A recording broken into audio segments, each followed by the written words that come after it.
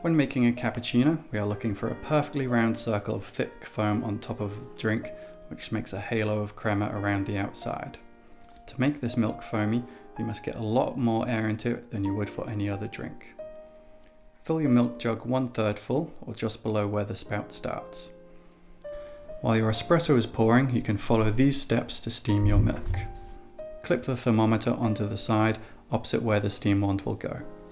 Point the steam wand at the drip tray and turn it on for 2 seconds to purge it. Pull the steam wand towards you so it is sticking out at an angle and clear of the drip tray.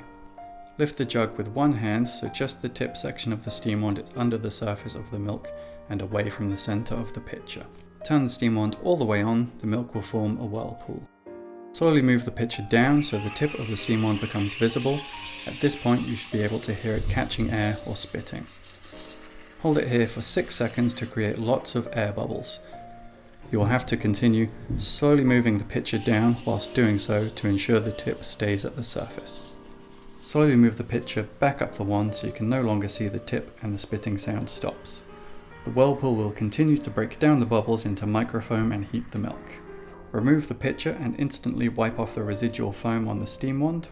Point the steam wand at the drip tray again and purge. Tap the pitcher on a surface to pop the bigger bubbles in the foam.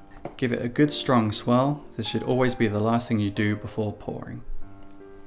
Tilt your cup and pitcher together so that the tip of the spout hangs just inside the cup. Tip the pitcher up high to ensure all of the foam flows out. Tip the cup back so that it is level by the time it is full. Serve the cappuccino, rinse the pitcher, and you are ready to go again.